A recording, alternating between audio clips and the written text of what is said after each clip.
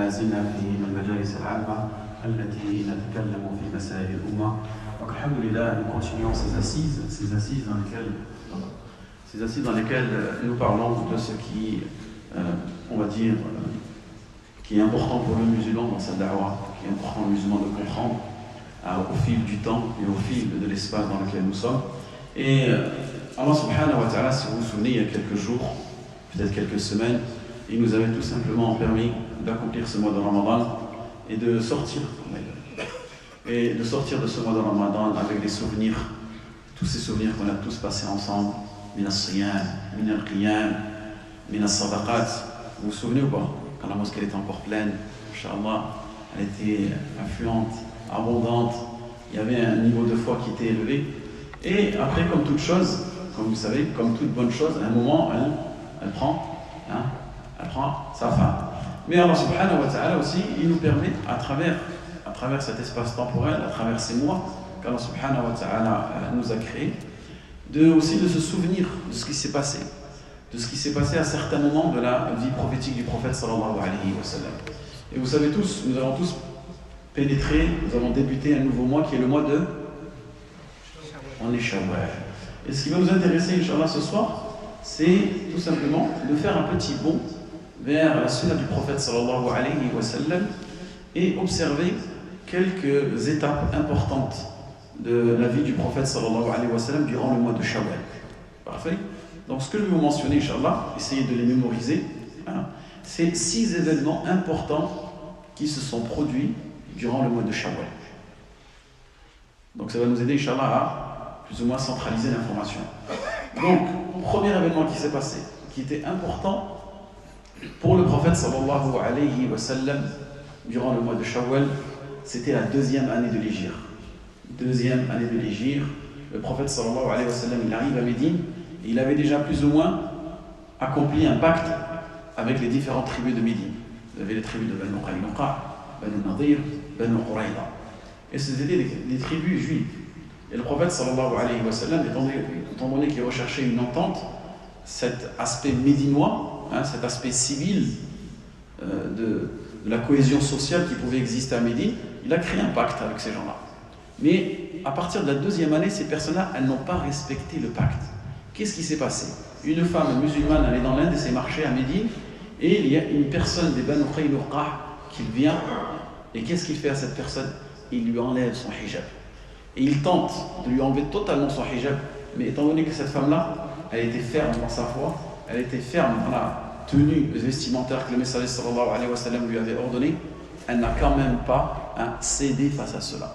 Très bien, nous aujourd'hui, le but, lorsque je vous parle de quelque chose qui s'est passé il y a 14 siècles en arrière, c'est d'en tirer une leçon. Nous aujourd'hui, est-ce qu'on force nos femmes à enlever le hijab? Ou est-ce que plutôt elles-mêmes, elles ne le portent pas? Ou plutôt de elles-mêmes, elles l'enlèvent? Ou plutôt, parfois même leur mari les encourage à ne pas le porter. Et ce qui serait intéressant aussi de voir aujourd'hui, c'est que, par exemple, on a à peu près 10-15 millions de musulmans, on n'a pas les chiffres exacts. On dit, par exemple, 50% sont des femmes. D'accord? Combien réellement de femmes portent le hijab aujourd'hui? Plus que 50% ou moins que 50%? Moins que 50%. Donc vous voyez, on est vraiment encore très très loin de la sunna du prophète sallallahu alayhi wa sallam. Et c'est là où en réalité nous on doit comprendre que malheureusement aujourd'hui ce hijab il a été plus ou moins combattu, et même il a été combattu par nos propres personnes. C'est-à-dire vous avez des musulmans aujourd'hui qui tout simplement dénigrent ce hijab. Et qu'aujourd'hui, peut-être dans ta famille, ton épouse, ta sœur, ta mère ne porte pas le hijab, ta tante ne porte pas le hijab, ta nièce ne porte pas le hijab.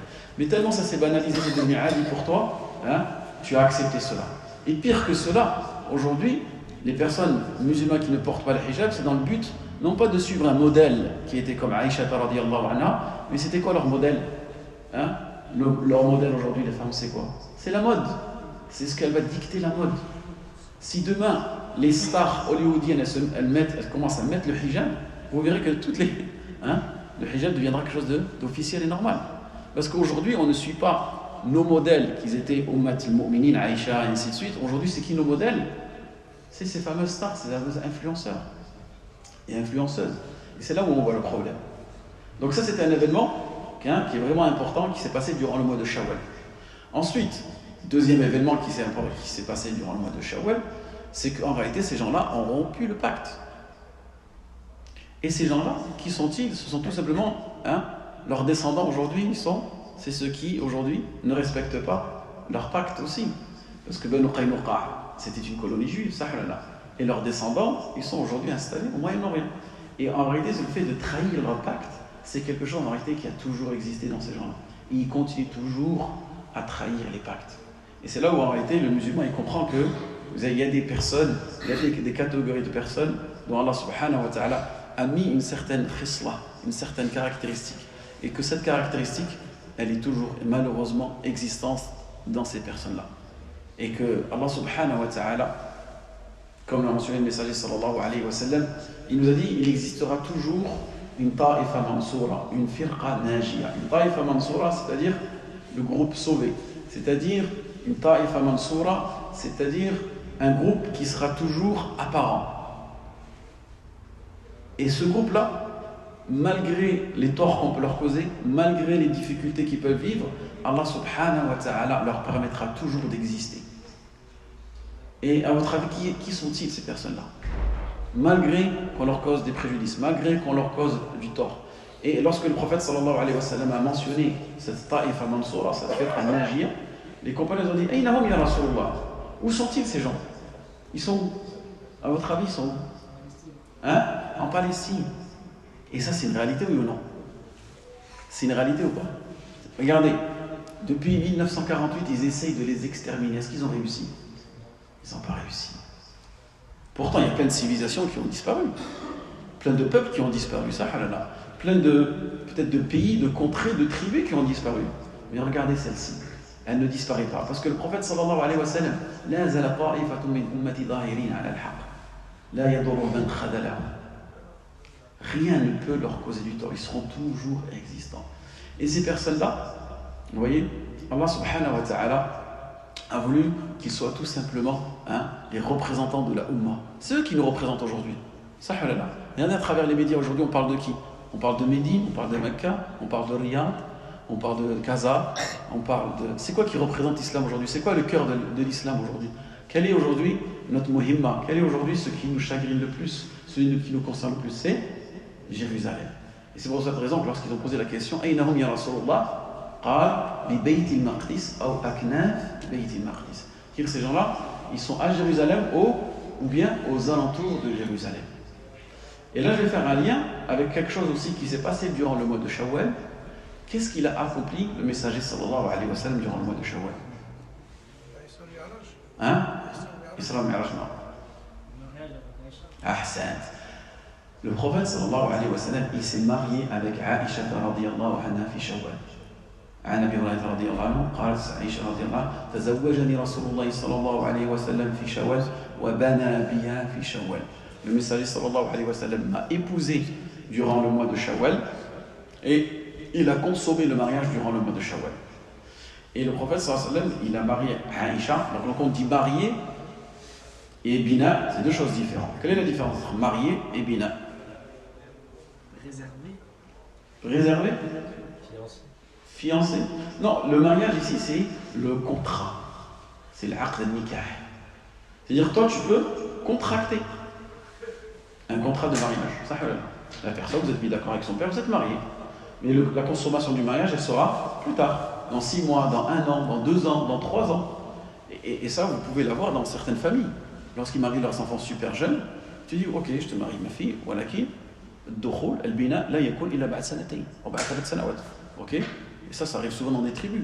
Il marie sa fille super jeune et il lui dit le jour de la consommation du mariage, ce sera que dans 2 ans, dans 3 ans, dans 6 mois, dans 8 mois, ou quand elle aura fini ses études, tu vois, ou quand elle aura fait ceci ou cela. Donc, vous voyez la différence entre contracter un mariage et consommer son mariage. Donc, le messager sallallahu alayhi wa sallam, il a contracté à l'âge de 6 ans, elle avait à peine 6 ans, et il s'est marié avec elle, et il a consommé quand il avait 9 ans. Et cela, c'est arrivé quand? Durant le mois de Shawwal. Ces 2 événements sont arrivés durant le mois de Shawwal. Donc on voit dans le mois de Shawwal, il y a beaucoup d'événements, subhanallah. Et ici, Allah yabarak fikoum, qu'est-ce que nous comprenons? C'est que le prophète sallallahu alayhi wa sallam, nous montre une sunna aujourd'hui, hein, une sunna. Une sunna, cette sunna du mariage, cette sunna du nikah, qui est très importante. Pourquoi, à votre avis, le mariage est très important en islam? Quelles sont les finalités du mariage en islam? Éviter la débauche. Éviter la débauche. Donc ça, ce serait pour se protéger. Donc ça, ce serait pour se protéger. Mais si on chercherait plutôt un objectif suprême. Qui, hein? S'agrandir. S'agrandir. C'est-à-dire multiplier les individus de la communauté de Mohammed sallallahu alayhi wa sallam. Et l'un des objectifs, inni mukathiru bikum al-umam yawm al-qiyamah. Hein? Le messager sallallahu alayhi wa sallam nous a dit que ce qui fera que votre communauté sera la plus grande. Et le prophète sallallahu alayhi wa sallam, lorsqu'il nous a dit d'épouser des femmes, quel type de femmes est-ce qu'il nous a dit d'épouser? Les plus belles, les plus riches, les plus pieuses, les plus gentilles? Il y a une caractéristique qui suivent le din, salihat. Ça c'est dans le hadith, je suis d'accord avec toi, ça c'est dans le hadith, dans les 4. Fadfar bidati din. Fertile. Le prophète sallallahu alayhi wa sallam, il a dit, marie-toi la femme fertile et la femme affectueuse. Tazawwaju al-walud, hein, wal-wadoud. Et il a commencé par al-walud. Al-walud, c'est-à-dire celle qui est fertile et celle qui est affectueuse. Et ça, c'est quelque chose de très important. Qu'une personne, on recherche une femme en réalité dans le but de quoi? Parce que nous aujourd'hui, la société dans laquelle on vit, on recherche une femme pourquoi? Entre guillemets. Alhamdulillah, on n'est pas comme ça. Mais dans notre état d'esprit, dans cette société de consommation, juste pour le plaisir, pour se préserver. Mais est-ce qu'il y a vraiment cette notion de vraiment vouloir faire des enfants? Et même aujourd'hui, si on a cette notion de faire des enfants, c'est quoi? 1, 2, ça, c'est ce qu'on dit maintenant. Alors que normalement, ça ne devrait pas être limité. Ou normalement, le but, ce serait d'en avoir plus. Mais aujourd'hui, même ceux qui se marient, vraiment, c'est pratiquement un budget prévisionnel. C'est 1, 2 maximum. Je ne pourrais pas, le choix du roi, un garçon, une fille, et c'est basta. Alors que regardez, hein, pourtant on vit dans des conditions aisées, on a tout, on vit dans la sécurité. Maintenant, je veux que vous voyagez avec moi à Jérusalem, en Palestine. Est-ce que vous savez que la raison pour laquelle cette Ta'ifa al-Mansoura, ce groupe sauvé, est toujours existant? Quelle est la raison à votre avis? Les enfants. Et ils disaient eux-mêmes, nous avons perdu la guerre où? Dans les matrices de leurs épouses. Eux-mêmes, ils l'ont avoué. Ils en ont eu marre d'envoyer des roquettes, ils en ont eu marre d'envoyer des missiles, ils ont tué tous les jours, il y en a toujours. Ils en tuent un, elle en fait 10. Comme des lapins. Ils appliquent le hadith de Nabi sallallahu. Non. Et là, ce qui est magnifique, et moi je vais m'arrêter dessus, c'est que, bien plus que cela, une mère palestinienne, elle n'est pas en train de dire je vais me marier pour nanani, nanana, nanana. Son objectif, elle est quoi? Je suis en train de préparer des martyrs. Et j'ai vu des reportages, il y a des mamans palestiniennes, elles parlent comme ça. Elles se disent, moi, je suis en train de préparer des martyrs. Et alhamdulillah. Elle est là, elle est là. Moi, min abna'i, alhamdulillah, 3 shuhada. Ana, alhamdulillah, 5 shuhada. Ou inshallah, nzut. Elle sait qu'en réalité, tu vas regarder. Là, vous, aujourd'hui, on dit, ouais, vous savez que si vous allez avoir des enfants, vous risquez de les perdre. Ah ben, je fais pas d'enfants, ça, je vais là. Ils risquent de mourir. Ah non, on est dans un état de guerre. Non, eux, c'est l'inverse. J'en prépare. Je sais qu'ils vont mourir et j'en fais encore plus. Regardez la mentalité dans laquelle ils sont. Ils y vivent. Vous croyez dans l'aisance? Nous, là, les couches, c'est trop cher, le lait en poudre, les enfants, qui va s'en occuper? C'est bon, 1, 2 maximum. Eux, ils vivent dans des conditions très difficiles. Il n'y a pas de sécurité. L'enfant, peut-être, il mourra de faim. Peut-être qu'il va naître dans des... Vous avez vu comment ils naissent? Dans des situations très, très difficiles. Malgré cela, il continue à pratiquer cette sunna du prophète sallallahu alayhi wa sallam. Le fait de tout simplement vouloir multiplier la progéniture, profiler la progéniture du prophète sallallahu alayhi wa sallam. Et c'est là où vous comprenez le lien qui est avec quoi? Avec le hadith du prophète sallallahu alayhi wa sallam qui nous dit La zala ta'ifatun mansoura. Il restera toujours un groupe sauvé. Et ils ont demandé où est-ce qu'ils sont? Ils sont à Jérusalem. Vous savez, tout cela, c'est une sunna kawniyya, c'est-à-dire c'est une règle universelle. C'est Allah subhanahu wa ta'ala qui s'en charge et qui choisit ses serviteurs pour cela. Et aussi, Parce que le mois de Shawwal, c'est aussi le mois du mariage. C'est une sunna du prophète sallallahu alayhi wa sallam, le fait de se marier. Et aussi, Aïcha radiallahu anha, elle incitait les femmes à se marier durant le mois de Shawwal. Par contre, on déconseillait aux gens de se marier durant le Ramadan. Vous savez pourquoi? Parce que tu es en plein siyam, tu te maries, c'est fitna pour toi. Tu risques de rompre ton jeûne plusieurs fois. Donc, il était déconseillé de se marier durant le Ramadan. C'est pas interdit, c'est déconseillé. Donc, tu patientes, et dès qu'il vient Shawwal, toi, tu te maries. Oui. Très bien. Maintenant, si on va un peu plus loin, le mariage en lui-même, quels sont ses objectifs suprêmes? Imaginez-vous, nous, aujourd'hui, on est en France. On arrête de faire des enfants. Vous, par exemple, c'est pas mal. Là, les frères qui ont 30 ans, là, 20, 30 ans, ils ne font pas d'enfants. Ils arrêtent. Totalement. Première génération, deuxième génération, troisième génération, est-ce qu'il y aura des musulmans? Khalas. L'islam sera en extinction. L'islam sera en extinction. Pourquoi? Parce qu'à partir de la troisième génération, plus personne ne fait d'enfants. Donc, qu'est-ce que nous comprenons en vérité? L'islam, il vit à travers quoi? La progéniture. L'islam, il vit à travers la progéniture. L'islam, il se propage à travers la progéniture. La ilaha illallah, elle se transmet à travers la progéniture. Donc on voit l'importance aujourd'hui de fonder des familles. On voit l'importance aujourd'hui d'avoir des enfants. Et c'est pas comme je je vais avoir des enfants pour qu'ils travaillent pour moi. Je veux des enfants pour qu'ils m'aident. Je veux des enfants pour qu'ils me soutiennent. Ok, ça peut être des objectifs secondaires, il n'y a pas de mal. Mais il faut que ton objectif suprême, ce sera tout simplement augmenter la progéniture du prophète sallallahu alayhi wa sallam. Donc c'est pour ça qu'il faut revoir nos intentions, mes frères et sœurs. Parce que nous, on se plaint aujourd'hui que nos enfants, ils ne sont pas plus, ils ne nous écoutent pas, ainsi de suite. Ça, peut-être ta nia, elle n'était pas bonne. Ta nia n'était pas bonne.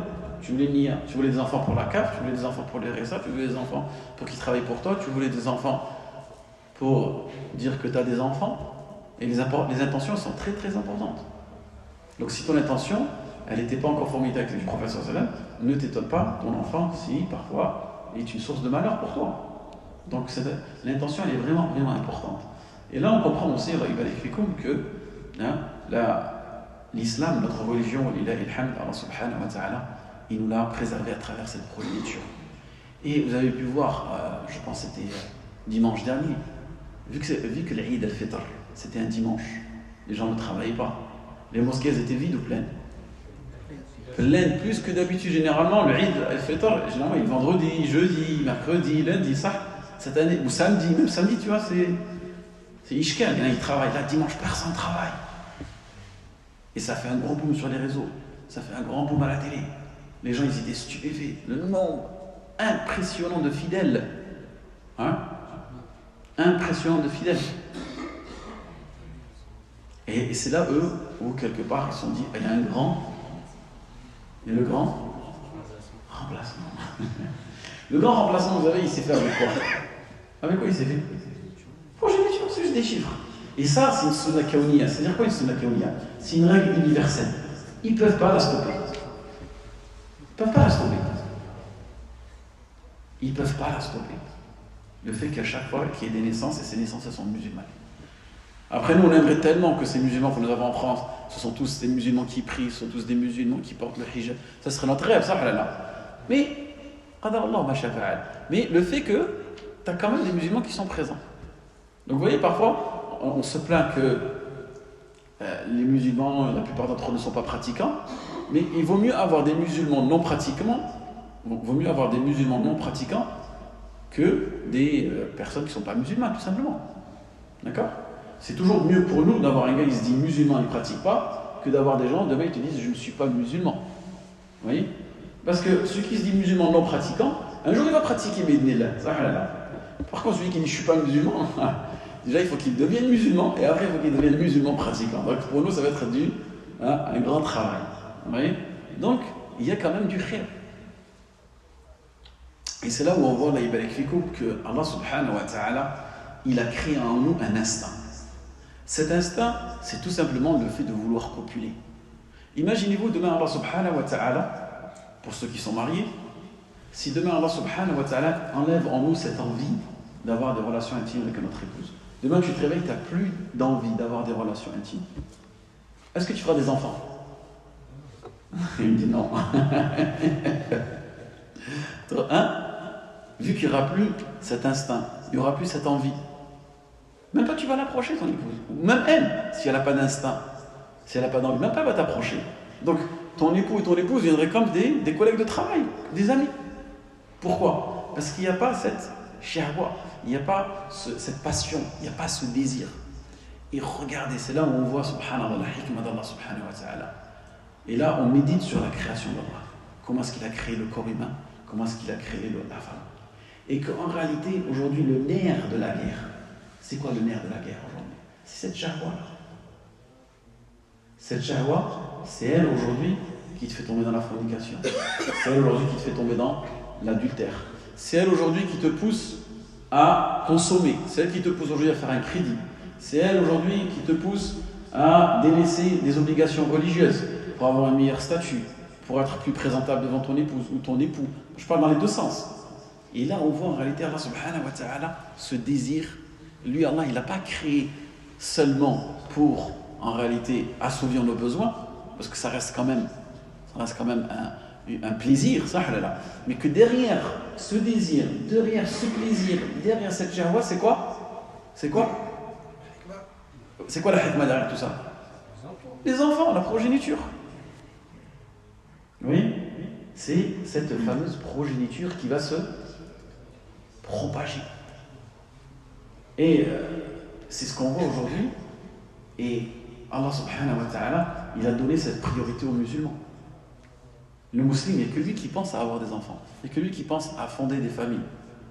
Contrairement aux autres religions ou aux autres dynasties. C'est pour ça qu'ils disent peut-être en 2060, en France, les chiffres ils doubleront. Si on continue comme ça, on passera à 20-30 millions. Oui. Et aujourd'hui, à votre avis, pourquoi vous avez des pays comme le Canada, ils ont cette immigration sélective? Ils n'ont personne pour faire des enfants. Vous savez, eux, les non-musulmans, vu qu'ils n'ont pas cette hikmah, ils n'ont pas cette fitra, pour eux, c'est quoi? C'est juste copiner gauche à droite, chacun fait sa life, et le meilleur d'entre eux, il fait un enfant. Et à la base, cet enfant, c'est juste une reconnaissance, c'est un enfant adultérin, c'est un enfant par défaut, ils ont fait ça par erreur, on ne le voulait pas, il paraît que sa mère, lui, fait autre chose. Alors que nous, les musulmans, non, on veut vraiment créer encore des familles. Et c'est pour cela que l'islam, c'est le dernier rempart face à tous ces mouvements modernistes que nous avons, face à l'individualisme, face au capitalisme, face au modernisme. Parce que le fait de vivre en famille aujourd'hui, on préserve énormément de choses. Tu sais, le fait qu'aujourd'hui tu as une famille, tu as des enfants, vous vivez sous le même toit, déjà vous dépensez moins. Parce qu'une femme et un homme qui sont séparés comme la société dans laquelle on est, ça fait 2 voitures, ça fait 2 frigos, ça fait 2 appartements, hein, ça fait 2 loyers, ça fait 2 travail, ça fait 2 taxes à payer, 2 taxes d'habitation, 2 taxes de foulaine, des impôts en plus à payer. Donc en réalité, nous on ne s'en rend pas compte, mais on tombe dans un piège. Eux ils ne vont pas te dire directement vivez séparément. Eux ils vont te mettre en réalité des petites illusions, des allusions pour faire croire qu'en réalité vivez séparément, chacun dans son coin, c'est bien meilleur pour tout le monde. La liberté, là. Et énormément de musulmans aujourd'hui, ils réfléchissent comme ça. Tu as des enfants, ils te disent je veux me tailler. 13-14 ans. Moi je veux me tailler, je veux plus vivre avec mes parents, je veux plus vivre chez moi, loin de mes parents, loin de ma famille. Je veux vivre seul. Vous l'avez ça, hein? Parce qu'il n'a pas compris, il est tombé dans l'individualisme. Et l'individualisme, c'est que tu penses qu'à toi-même. Alors, comme je l'ai mentionné dans des cours, nous on ne pense pas qu'à nous-mêmes. On passe à quoi? À la Ummah. Parce que quand tu as dit la ilaha illallah Muhammad Rasulullah, ce besoin d'appartenance, souvenez-vous, je vous avais dit la pyramide de Maslow, c'est-à-dire que l'être humain il a différents besoins, il a des besoins physiologiques, il a des besoins humains, il a des besoins d'appartenance, il a des besoins d'estime. Vous voyez, plus tu montes, en réalité, certains besoins, une fois que tu les as eus, une fois que tu arrives à boire, une fois que tu trouves un toit, il faut que tu manges. Une fois que tu manges, il faut que tu travailles. Une fois que tu travailles, il faut que tu trouves tout simplement une société à laquelle tu vas joindre, ou un groupe que tu vas joindre. C'est ce qu'on appelle le besoin d'appartenance. Et chacun d'entre nous aujourd'hui, tu as ce besoin d'appartenance. Soit tu appartiens à une famille, soit tu appartiens à un groupe, soit tu appartiens à une ville, soit tu appartiens à un pays, soit tu appartiens à une origine. Tu es obligé de te qualifier par rapport à ce besoin d'appartenance. Et nous, en réalité, le seul vrai besoin d'appartenance, c'est quoi? C'est d'appartenir à quoi? À la Ummah de Muhammad sallallahu alayhi wa sallam. Et non pas d'appartenir à toi-même. Parce que la société dans laquelle on vit, on dit tu appartiens à toi-même. Tu n'es maître que de toi-même. Tu n'es responsable que de toi-même. Tu n'as fait confiance qu'en toi. Tu ne fais que pour toi. C'est toujours toi, le je. Et en vérité, ce discours-là, qu'est-ce qu'il fait? Il t'exclut de la communauté de Muhammad sallallahu alayhi wa sallam. Donc faites attention. Ça, c'est un mouvement qui s'appelle l'individualisme. Car ce que je vous ai dit, l'individualisme, on a compris que c'est un mouvement qui va pousser à consommer beaucoup plus. Donc quand tu comprends ça, tu te dis, oh, faut que je fasse attention. Parce que là, ça m'éloigne de mon dîme, ça m'éloigne de mes priorités, ça m'éloigne des enseignements du messager sallallahu alayhi wa sallam. Et c'est là où on voit cette sunna, le fait de se marier. C'est une sunna du prophète sallallahu alayhi wa sallam, et c'est une sunna des anbiya. Ils se marient tous. Vous avez des jeunes aujourd'hui qui disent, je ne veux pas me marier, je veux rester célibataire toute ma vie. Pourquoi? Quelle est la raison? Ah, il y a trop d'histoires. Trop de divorces, trop de problèmes, trop de machakil. Avec toutes les histoires qu'on entend, je préfère rester seul. Et, comment? Les moyens. Les moyens, après ça, c'est secondaire. C'est pas le problème de l'éducation dès le départ des pères et des mères qui se séparent. S'il n'y a pas de suivi, on va dire, de deal à la maison, comme il a dit Cheikh Ibrahim, le problème, c'est dans la maison lui-même. Si le père et la mère ne donnent pas les bases de l'islam dès le départ pour ces jeunes, automatiquement, il y a un éloignement. Et c'est qui va les éduquer? C'est la télé, les réseaux sociaux, tout ça. Exactement. Nos enfants, c'est des récipients. Si on ne les remplit pas, quelqu'un d'autre va les remplir à ta place. Je dirais juste par rapport à ce qu'il disait, en fait, il faut des moyens. Moi, j'ai entendu dire qu'en fait, que si on n'a pas les moyens, qu'on se marie, justement, on aura les moyens parce qu'il y a le hasard qui va. Ah oui, ça c'est sûr. Moi, Et je l'ai en fait, vécu, ça. Je travaillais pas. J'étais jeune. Je travaillais pas. Dès qu'il y a eu la première naissance, subhanallah, Allah yaftah al-abwab, ma sha Allah, Allah al-azim. Ils ont peur maintenant de se marier, mais c'est la clé. C'est la clé de tout. Allah al-azim, c'est la clé de tout. Quand ils se marient, quand ils se marient, la porte est s'ouvre. Exactement. Parce que le jeune, en réalité, qu'est-ce qui lui arrive au jeune? Le jeune, il est dans une zone de confort. Et il est là, il devient plus ou moins procrastineur. Il procrastine. Il est tranquille à la maison, il ne paye pas le loyer, il est pépère. Il est tranquille, il a rien payé. Il se dit, c'est bon, je suis bien. Par contre, si demain tu le sors de cette zone de confort, il doit payer un loyer. Là, il va trouver un vrai travail. Il va commencer à se bouger, il va commencer à se former, il va commencer à vouloir fonder une famille. Mais aujourd'hui, les jeunes, qu'est-ce qu'ils veulent? Ils veulent vivre pépère. C'est pour ça qu'ils retardent le mariage. 25 ans, 30 ans, toujours pas marié. Parce qu'il dit, je veux profiter de la vie. Où est-ce que c'est écrit qu'il faut profiter de la vie? Allah, il te dit, la vie, c'est juste mata' al-ghurur. Tu vois? Ça aussi, il faut profiter. Mes frères, il faut profiter. Ça aussi, c'est un discours qui est très dangereux. Profite de la vie. Il n'y a pas à profiter de la vie. Toi, tu dois profiter de l'akhirah. Tu dois semer tes graines ici pour les récolter de l'akhirah. Et ensuite, les moyens. Les moyens, aujourd'hui, on a levé la barre très haute.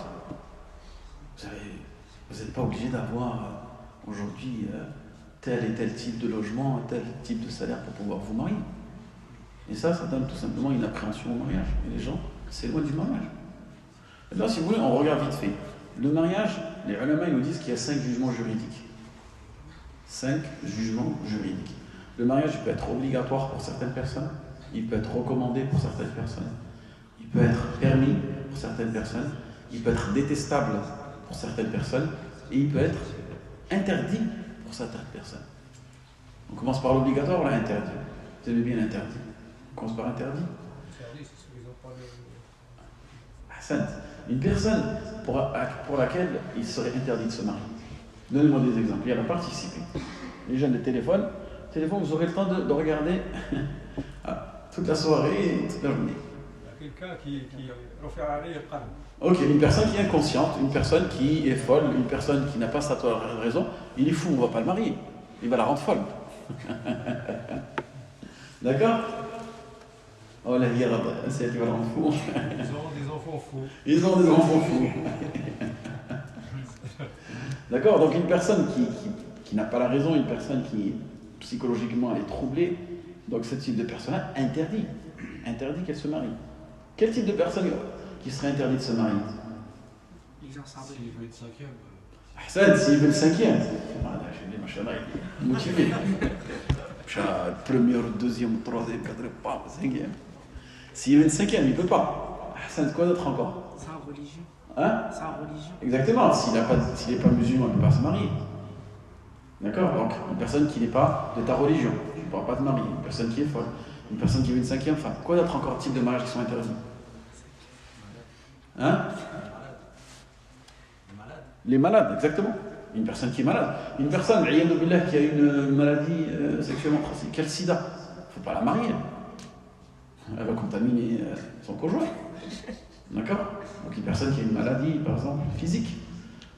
Une personne aussi qu'on ne peut pas marier. Hein? Une personne qui... Non, tu peux pas marier si t'es pas L'inceste. L'inceste. Une personne qui est ta sœur. Une sœur, on ne peut pas se marier avec une sœur. Surtout si des akhawat rada'a, des frères d'allaitement, ou une sœur d'allaitement, il faut savoir. Oui. Et c'est pour ça que c'est grave, attention. Moi je parle avec un ami à moi qui n'est pas musulman, et son père il avait l'habitude de vivre avec des enfants, et d'avoir des enfants gauche à droite, et ainsi de suite. Et il me dit, il est sorti avec une fille, il a découvert plus tard que c'était sa sœur. Heureusement qu'ils ne sont pas mariés, ils n'ont pas fait leur vie ensemble. Et c'est là où on voit, vous savez, ce qu'on appelle les enfants adultérins. Vous connaissez les enfants adultérins? C'est Awlad Zina. Awlad Zina, les enfants qui sont nés d'une relation extra-conjugale. On les appelle les enfants adultérins. Les enfants adultérins, il y a 50-60 ans en France, ils n'étaient pas reconnus. C'est récemment en France qu'on les a reconnus. Parce que c'est pour cela qu'aujourd'hui, si tu es avec une personne et tu as un acte, tu es en concubinage, c'est à toi, le père, est-ce que tu reconnais l'enfant? Si tu ne veux pas reconnaître l'enfant, c'est la mère qui le reconnaît. Quand il est né, il est à l'hôpital, vous n'avez pas d'acte de mariage, vous n'avez pas d'acte civil, vous n'avez pas de halal madaniya. Si tu ne veux pas le reconnaître, al-walad ou lil-firash. Si tu veux le reconnaître en tant que père, tu es le père géniteur ou biologique, comme ils appellent ça. D'accord? Et c'est pour cela que nous, en islam, les enfants adultérins, c'est interdit. La reconnaissance d'un enfant, c'est un interdit en islam. L'enfant en islam, il peut être issu que d'une relation halal. Non, une relation halal. Avec un contrat. Le contrat, il est verbal, ou il peut être écrit, mais il est verbal. Parfait. Et que ça aussi, c'est une erreur qui existe beaucoup. Ils sont des musulmans, musulmanes, ils ne sont pas mariés, ils sortent ensemble, ils ont un enfant. Lui, il croit que c'est son enfant. C'est son enfant ou pas? Al-waladu lil firash. En islam, si tu sors avec une femme et tu lui fais un gosse, c'est pas ton gosse. C'est une zina. L'enfant, il appartient à qui? À la mère. À la mère. Il n'a même pas le droit de t'appeler papa. Même si toi, biologiquement, tu sais que tu es avec elle depuis des années, nanana. Tu vois ce que je veux dire? Et ça, je veux dire, c'est un gros problème. Toi, par exemple, ton frère, il est avec une fille depuis 10 ans. D'accord? Cette fille, elle est gentille, nanana. Ils ont eu des enfants, ils vivent dans le haram. On a beaucoup ça. Toi, une fois que ton frère il va avoir des enfants, comment tu vas l'appeler l'enfant? Mon neveu. Alors que ce n'est pas ton. Alors c'est pas ton neveu. Tu vois? Ça, c'est un gros problème. Parce que tout simplement, on a tout mélangé. Nous, aujourd'hui, ici, on vit sans code, sans structure. Il y a aussi un autre problème par rapport aux femmes qui font naissance. De toute façon, c'est les hôpitaux maintenant. Qu'est-ce qu'ils font? Ils prennent le lait quand il y en a trop, ils le mettent dans le frigo. Et après, c'est mon saïba. Exactement, c'est pour ça qu'il faut les éduquer à ce niveau-là. Et les gens, vous savez, à l'époque, quand ils faisaient rada'a, le fait de donner le sein, les gens ils faisaient attention. Pourquoi? Parce que si vous savez que la maman était un peu folle ou elle était un peu nerveuse, la maman elle avait peur de donner son enfant à cette femme-là. Pourquoi? Parce qu'il aurait une incidence sur le caractère de son fils. Donc c'est pour ça qu'il fallait choisir tout le temps la mère allaittrice. Et oui, parce que tout cela allait avoir une incidence. Donc vous voyez l'importance du mariage en islam. ce contrat de mariage, entre guillemets, ce contrat divin, il vient en réalité fermer la porte à énormément de problèmes. Et nous, aujourd'hui, la société dans laquelle on est, entre la fornication, les enfants adultères, plein de moi de personnes qui viennent me voir, ouais, ça fait 3 ans on est ensemble, maintenant on va faire la tauba, on va se marier, qu'est-ce qu'on doit faire? Tu vois? Qu'est-ce qu'on doit faire? Est-ce qu'on doit attendre 3 mois? Est-ce qu'on doit se séparer? On attend 1 mois? On attend 2 mois? On fait le contrat de mariage après? Est-ce qu'on doit faire la tauba? Oui. Pour vous dire qu'en réalité c'est existant chez nous, chez les musulmans. J'ai pas compris avec le lait, le caractère. En réalité, une maman, il y a 2 mamans. 2 mamans, d'accord, elles ont eu des enfants pratiquement en même temps. Ok? Qu'est-ce qu'elles faisaient les mamans à l'époque? Voilà, à l'époque, si tu revenais à l'époque, les mamans, elles traînaient ensemble, elles restaient ensemble. À l'époque, c'était des maisons, des grandes maisons, les gens y vivaient, tu avais 30 personnes qui vivaient dans la famille. Tu as le grand-père avec ses enfants, avec ses femmes, avec ses enfants, ils étaient 30. Elles se retrouvent souvent entre elles. C'est pas comme aujourd'hui, elles vont dans les cafés, non, elles restaient à la maison, elles se retrouvaient entre elles. Quand elles se retrouvaient entre elles, chacune allait avec son enfant. Ben, il y en a une, elle a dit, ouais, vas-y, moi j'ai plus de lait en ce moment, est-ce que je peux prendre ton fils? Ou j'ai trop de lait, est-ce que je peux prendre ton fils? Et ce qu'elle faisait, ce qu'elle prenait en considération, c'était le caractère de cette femme. Si le caractère de cette femme-là était connu pour être une femme nerveuse ou une femme pas très cool, ben elle ne donnait pas son enfant à cette mère-là. Parce que le lait que l'enfant allait prendre aurait une incidence sur le corps et sur le moral de l'enfant. Et c'est pour cette raison que, à l'époque, c'est plus, on va dire, dans des pays comme le Moyen-Orient, à l'époque du messager sallallahu alayhi wa sallam, les enfants, ce qu'on faisait, quand l'enfant il naissait, il ne restait pas avec la mère, ni avec le père. Tu sais, à l'époque, quand ton enfant il naissait, c'est pas tu fais aujourd'hui, tu changes les couches, papa pou, tu mets des biberons. À l'époque, c'était pas comme ça. Tu prenais l'enfant, tu l'envoyais le badia, c'était une maman allaittrice qui le prenait, il apprenait la langue arabe, il apprenait à être un berger, il apprenait à être un homme fort, il vivait 5, 6, 7 ans, 3 ans, 4 ans, ça dépendait, à l'extérieur de la ville pour qu'il se renforce, et après on amenait l'enfant à la ville. C'était comme ça à l'époque. Même les rois, c'était comme ça qu'ils faisaient. Ils ne perdaient pas leur temps avec leurs enfants. Les enfants, ils les envoyaient chez une allaittrice, il les forgeait, il les formait, et après ils venaient, les enfants, ils étaient 7, 8 ans, ils étaient ils étaient prêts. Et ça faisait des dirigeants. Vous voyez? Donc, je vous disais, le prophète sallallahu alayhi wa sallam, il nous a recommandé cette sunna du mariage. On a vu le mariage interdit, ça halala. Maintenant, on a le mariage détestable. Quand est-ce qu'un mariage peut être détestable pour une personne? Pendant le Ramadan, exactement. Peut-être encore. Là, tant que c'est pas interdit, et peut-être on voit certaines caractéristiques qui peuvent tout simplement... Une personne qui fume, par exemple, une sœur qui porte pas le hijab, ça, elle revient souvent cette question. Une sœur qui porte pas le hijab, est-ce que c'est interdit de se marier avec elle? C'est détestable. D'accord? Il est détestable de se marier avec une femme qui n'a pas le hijab. À moins que tu mettes la condition que si, au moment où tu fais l'acte, elle met le hijab. D'accord? Et pour vous dire, dans certaines mentalités, au bled, quand est-ce qu'elles pensent que les femmes, le hijab, il est obligatoire? Quand au mariage. Vous avez vu quand la aada, elle est plus forte que la sunna? Vous avez vu? Le prophète sallallahu alayhi wa sallam, il nous dit, la femme, elle doit porter le hijab quand elle a la puberté. Eux, ils ont changé la puberté. Ils ont mis l'âge de mariage. Et vous avez plein de tribus, c'est comme ça. Les femmes sont toujours dévoilées. Le jour où elles se marient, elles mettent zif. Entre guillemets. Il faut la voir déjà pour... Ouais, voilà, parce que comme ça, si je mets le hijab, personne ne verra, personne ainsi de suite. Mais ça, c'est que des doutes, des waswas qu'ils ont. D'accord? Donc une personne qui ne porte pas le hijab, ça peut être détestable. Le mariage, il est permis. Il est permis, c'est-à-dire que ça, c'est selon ta situation à toi. Ni il est recommandé pour toi. Pour toi, par exemple, le mariage, il t'est permis. Pourquoi? Tu n'es pas meftoun, tu as le temps, tu es encore jeune. Pour toi, tu peux te marier comme tu veux. Et là, il est moubah. Très bien. Quand est-ce que le mariage, il est recommandé? Quand la personne, il peut se marier. Il a les arguments et puis il a dépassé la puberté. Et puis il a les moyens de se marier. Exactement. Une personne, on va dire, pour toi, il est recommandé pour toi de te marier, tu as les moyens, tu as la facilité, tu perds ton temps, tu fais ceci, cela, marie-toi. Tu vois? Dans ce cas-là, on dit que cette personne, le mariage pour elle, il est recommandé. Parfait. Très bien. Quand est-ce qu'on peut dire que la personne, le mariage, il est obligatoire pour elle? personne est tentée. Voilà, cette personne-là, elle va accomplir zina ou l'iyad billah. D'accord? Ou peut-être, si cette personne-là, elle se marie avec cette personne-là, la tribu, ils vont plus se battre. Ça arrive. Parfois, pour résoudre des guerres entre deux tribus, qu'est-ce qu'on fait? On fait un mariage. Ou parfois, pour résoudre un problème d'héritage, qu'est-ce qu'on fait? On accomplit un mariage. Donc, qu'est-ce que vous comprenez en réalité? Que le mariage, c'est pas comme on le pense aujourd'hui. C'est l'amour, la sensualité, l'affection, je dois l'aimer, elle doit m'aimer, ainsi de suite. Et les mariages, en réalité, c'est toi et ton intention. Tu peux te marier pour différentes intentions.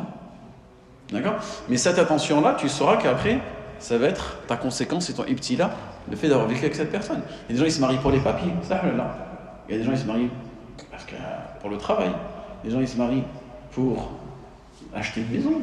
Il y a des femmes, elles se marient juste pour quoi? Elle veut juste sortir de chez elle, elle a marre de rester à la maison. Il y en a plein. قنط في الدار نتزوج. Quitter son père. Hein? Il veut quitter son père. Ouais, elle veut quitter son père, un nouveau papa. Oui. Donc vous avez énormément de personnes qui se marient pour des raisons différentes. Il y en a, elles se marient pour faire la hijra. Hein? Il y a plein de sœurs, par exemple, qui disent moi je vais marier, le frère il est où? Condition, on fait la hijra. Ok, je me marie avec toi. C'était ça la condition. Qu'il soit beau, grand, gentil, méchant, s'en fout. Tant qu'il fait la hijra. Vous voyez, donc, en réalité, chacun a une motivation pour se marier. Mais je vous ai dit, la motivation principale, c'est tout simplement rechercher le visage d'Allah subhanahu wa ta'ala et faire tout simplement grandir la progéniture de Mohammed sallallahu alayhi wa sallam. Très bien. Est-ce que le mariage, c'est une ibada? Oui? La moitié de la religion? Donc, le mariage, c'est une ibada. C'est un acte d'adoration. Le mariage, c'est une ibada. C'est un acte d'adoration. Donc, alors, on aurait dans les ibadat, on aurait salat, zakat, siyam et zawaj. Ça veut dire que c'est une ibada. Il les a coincés là. C'est des piliers, ça se fait. Non, parce que C'est pas des piliers là. C'est un complément. Là, on parle des ibadat. Quand tu étudies le fiqh, tu as les ibadat et tu as les mu'amalat. C'est un complément de. Ouais, c'est une sunna. Non, là vous répondez pas à ma question mes frères. Moi je vous dis, est-ce que c'est une ibada ou pas? Sunna, tout est sunna, tout peut être sunna. Ça peut être une sunna kawniyya, shar'iyya. C'est sunna. C'est pas une ibada. Hein? C'est sunna. C'est sunna. مفروض. لا السؤال هل النكاح من العبادات أو من المعاملات؟ من العبادات. Donc c'est une ibada pour vous. Donc toi quand tu te maries chaque jour, أنا أتعبد بالله. Moi, toujours dit, il faut finir ton dîner. Finir ton dîn, non, ça ce hadith, Allah yabarak fikum, il faut le comprendre. Là c'est une façon de tout simplement, le dîn. Vous savez, les gens ils n'ont pas compris le dîn. Ils pensent que le dîn c'est la religion seulement. Non, le dîn c'est bien plus large que cela. Tad-din et tadayyun. Le messager sur ça ne nous a pas dit az-zawaj nisf at-tadayyun. Regardez, vous avez religion et religiosité. Écoutez s'il vous plaît, écoutez. Quelle est la différence entre din et tadayyun? Religion et religiosité. At-tadayyun, c'est cette fameuse posture qu'on a d'une personne de religieuse. Et généralement, on la manifeste à travers les ibadat, à travers les adorations. Tadayyun, tu portes, tu vas à la mosquée, c'est visible, tu as ton torbouche, tu assistes, c'est le siyam, au moment de la zakat, au moment de hajj, ça c'est le tadayyun. Ad-din c'est quoi? Ad-din c'est bien plus large. Et c'est là aujourd'hui nous on a un gros problème. On pense que le din c'est que les ibadat. Ad-din c'est al-ibada ou al-mu'amala. Quand tu étudies din, tu n'étudies pas que salat, zakat, siyam, qiyam. Tu n'étudies pas ça. Quand tu prends un livre et tu étudies din, tu dis je vais étudier la religion. Tu vas étudier quoi? Tu vas étudier les transactions commerciales, tu vas étudier l'héritage, tu vas étudier les contrats, tu vas étudier comment te marier, tu vas étudier comment vendre, tu vas étudier comment semer un terrain, comment vendre tes fruits, bi'li salam. Tu vas étudier comment faire une choufa, faire un droit de préemption. Tu vas étudier comment entretenir un terrain. Tu vas étudier énormément de choses. Mais nous, le problème aujourd'hui dans les mosquées, et j'en parlais à Cheikh Ibrahim, le problème aujourd'hui, c'est qu'on n'enseigne que l'ibadat. On ne va jamais au-dessus de l'ibadat. Dans les mosquées en France, salat, tahara, après je sais que c'est un besoin, parce que malheureusement les gens ne savent pas saler, ne savent pas faire l'odo. C'est triste. Mais à chaque fois dans les mosquées, c'est toujours salat, tahara. Et généralement, les cours, ils sont longs. Le frère, il reste 6 mois, 1 an, 2 ans. Et en vérité, il ne découvre jamais les mu'amalat. C'est pour ça qu'il ne sait ni se marier, ni acheter, ni vendre, ni construire, ni partager son argent, ni investir son argent islamiquement. Pourquoi il ne sait pas faire ça? Parce qu'il n'a pas appris. Parce qu'il n'a pas appris. Assalamu alaikum. Parce qu'il n'a pas appris. Pourquoi il n'a pas appris? Parce que ce n'est pas enseigné. Pourquoi ce n'est pas enseigné? Parce qu'il y a un problème de méthodologie. Et ça, il faut vraiment le corriger. Certes, les ibadats, c'est important et tout, mais il faut être capable aujourd'hui dans les mosquées et dans les instituts et dans les façons d'enseigner de dire oui, c'est bien, on a fait les ibadats, mais il faut s'arrêter un moment. Il faut aussi passer au mu'amalat. Il faut qu'on ait un programme. Soit les ibadats, il faut y aller très rapidement pour pouvoir découvrir les mu'amalat. Oui, il faut trouver une solution, mais tout le temps, ibadat. Chaque fois dans les mosquées, c'est juste à chaque fois comment faire les ablutions et comment prier. Pendant 10 ans, on fait que ça dans les mosquées. C'est normal, les gens ils ne savent pas se marier, ils ne savent pas tenir un couple, ils ne savent pas investir l'argent, ils tombent dans le riba, ils tombent dans ceci, ils tombent dans cela, ils ne savent pas faire ceci, ils ne savent pas faire cela. Et c'est là où on comprend la différence entre religiosité et religion. Le prophète sallallahu alayhi wa sallam, il a dit le zawaj, nisfu at-tadayyun wa nisfu ad-din. Nisfu ad-din. C'est-à-dire que ça sera la mu'amala. C'est-à-dire que le mariage sera ton comportement. Le mariage, il ne vient pas. C'est pas parce que tu te maries que tu vas prier plus. C'est pas parce que tu te maries que tu vas zikir plus et que tu vas sombrer plus. Les gens, ils pensent que c'est ça. Si tu te maries, en vérité, tu vas améliorer ton comportement. Parce que le mariage, déjà, c'est un contrat. C'est une mu'amala, c'est une interaction, ce n'est pas une adoration. Donc mon frère, toi, si tu te maries, tu crois que c'est une adoration, tu t'es planté. C'est comme si tu dis, ouais, je vais à la mosquée de Livry alors que t'es à l'église de, je sais pas où. Bon, l'exemple, il est pas bon. Je sais pas, tu dis, moi, je viens pour un cours de maths alors que c'est un cours d'anglais. Tu t'en rends compte au bout d'une demi-heure. Tu dis, mais le prof, c'est quand qui... Ouais, c'est quand qui fait de l'anglais, il parle que de chiffres tout à l'heure. Qu'est-ce qui se passe? C'est ça le problème. Si tu crois que le mariage, c'est une ibada, comme on te l'enseigne, parce que ça aussi le problème des hadiths, vous les traduisez. La religion, c'est la moitié du din. En plus, on dit même pas la moitié du din. Din, on ne sait même pas. Est-ce que c'est religion, est-ce que c'est religiosité, ça? Très bien. Il y a un autre problème. Din, il faut le déterminer, il faut donner la définition de din.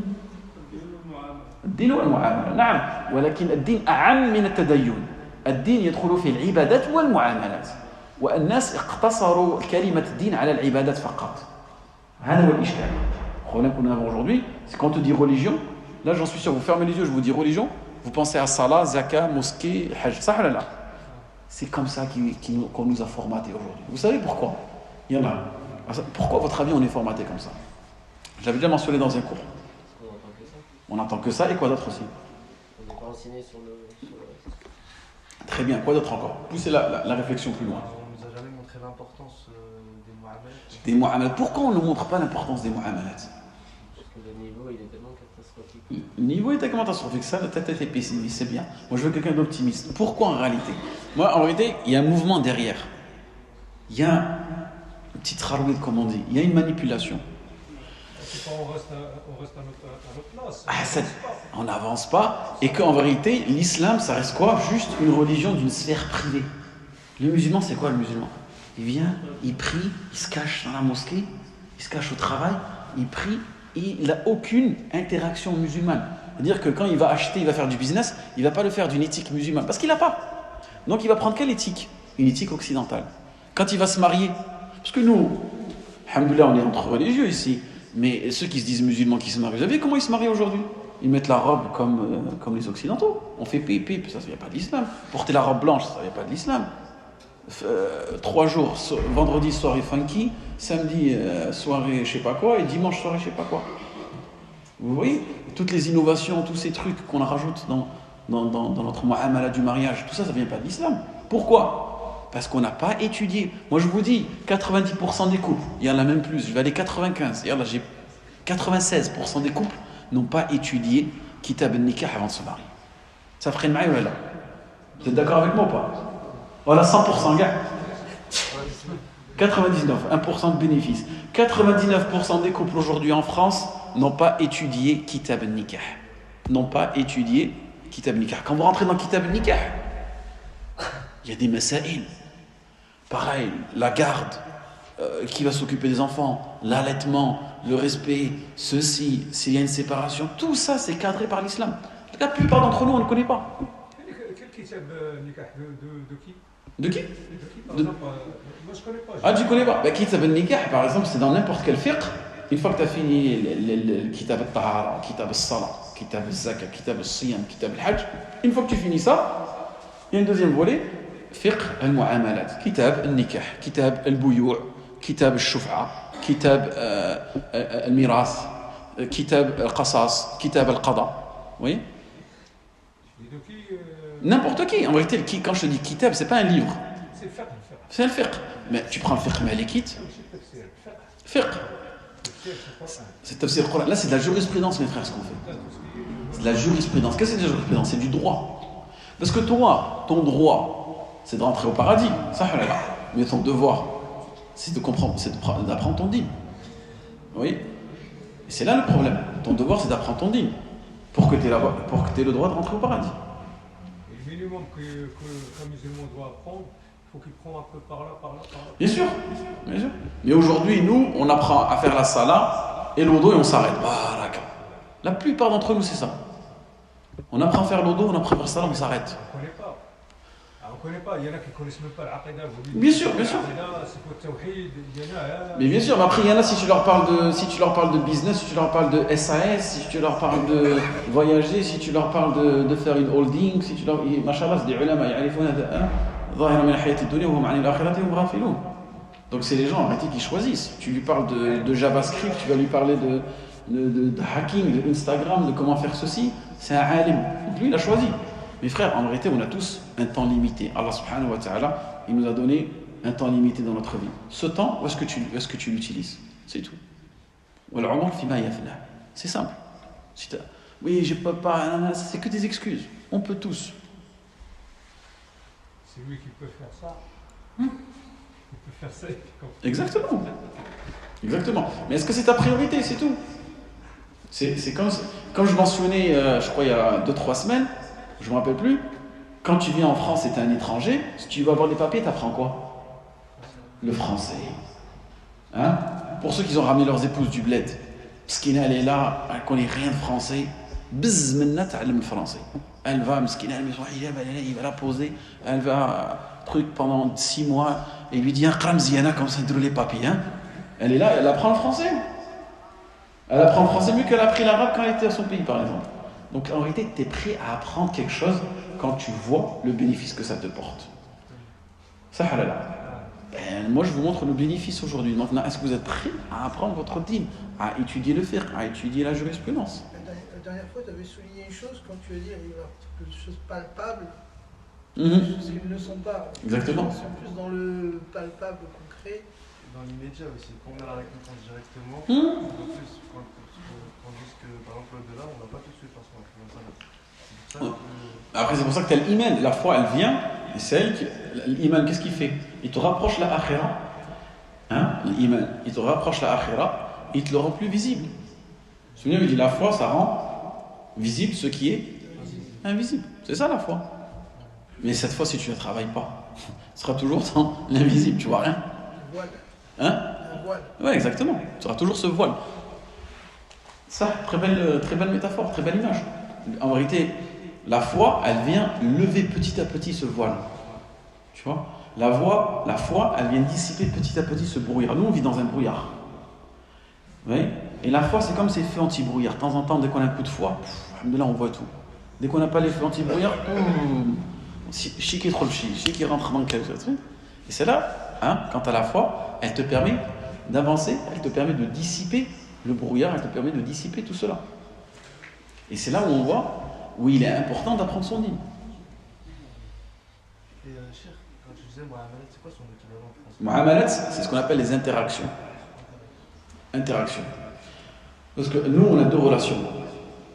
Allah subhanahu wa ta'ala, il nous a envoyés sur terre pour vivre avec des humains. Et des djinns aussi. Non? Pour vivre avec des humains et même avec des animaux. Subhanallah. Il y a même un fiqh pour les animaux en islam. Vous savez ça? Fiqh des animaux. Kitab al-Hayawanat. Il y a un livre. Les hayawan, comment tu t'occupes d'eux, qu'est-ce que tu dois faire. Par exemple, le cheval, la saillie du cheval, est-ce que je paye pour la saillie du cheval? C'est-à-dire quand le cheval il va copuler avec un autre cheval, est-ce que c'est islamiquement autorisé pour moi de prendre un loyer là-dessus? De prendre une ujra? Ça c'est dans le fiqh, tu vas étudier. Notre religion elle est parfaite mes frères. Et tout ce que vous avez aujourd'hui dans les pays occidentaux en termes de droit positif, code civil, ainsi de suite, ça a été pris de chez nous. La plupart du droit, on va dire civil qui existe en France, même il a été un peu modifié, ça vient du fiqh malikite. Et il y a un savant, un grand savant, je crois qu'il a prouvé, à travers ses écrits, qu'il y a plus de 1000 articles, ou 10 000 articles, j'ai plus les chiffres, mais un nombre impressionnant d'articles, de codes, on va dire familiaux, qui sont utilisés dans les pays occidentaux, ils viennent tous du fiqh malikite. Et il y a 3-4 ans, il y avait la mas'ala de Johnny Depp, quand il a été suivi dans les tribunaux. Hein? Par rapport au shahud, par rapport au témoignage. Et sa femme, elle avait monté une histoire, ainsi de suite. Et ils ont réussi à contrer sa femme en ramenant une mas'ala de ramener 12 témoignages qui allaient contrer son épouse. Lorsqu'ils ont commencé à fouiller, ils ont dit cette mas'ala, il y a l'ithna ashar, de 12 shuhud, de 12 témoins. D'où vous l'avez amené? Ils ont fait un article dessus. Ils ont trouvé qu'en réalité, cette mas'ala-là, elle a été prise du fiqh malikite à l'époque où le fiqh malikite était installé en Italie, en Sicile, Sirliya. Et qu'un des gouverneurs qui était fait Sirliya, il avait voyagé, il s'était installé aux États-Unis, hein, et il avait enseigné cette mas'ala-là. Et qu'elle était restée dans le droit américain. D'où est-ce qu'elle venait? Elle venait du fiqh malikite. Parce que nous, Allah subhanahu wa ta'ala, il a choisi cette religion comme rahmatan lil alamin, une miséricorde pour l'humanité. C'est-à-dire notre dîn, il est parfait dans tout. Il est parfait dans tout. Mais nous, comme je l'ai dit, malheureusement, on s'arrête seulement aux ibadat. Il y avait aussi Napoléon quand il était à l'Égypte, pour aussi le français. Exactement, Napoléon pareil. Là, il a tout piqué. Exactement. Napoléon, quand il a commencé à faire ces fameuses comment on appelle ça déjà? Les explorations. Ils partent en Égypte, ils ont ramené une équipe. Ils sont partis en Égypte, ils ont ramené une équipe de scientifiques, ils ont commencé à étudier ceci, cela. Ils ont commencé à prendre tout le fiqh. Et vous savez, vous comprenez, ici en Occident, c'est des spécialistes de la falsification. C'est-à-dire quoi? Ils prennent toutes les ressources musulmanes et ils changent les noms. Et ils en font des ressources, soi-disant que c'est à eux. Ils s'attribuent des choses qui n'existent pas.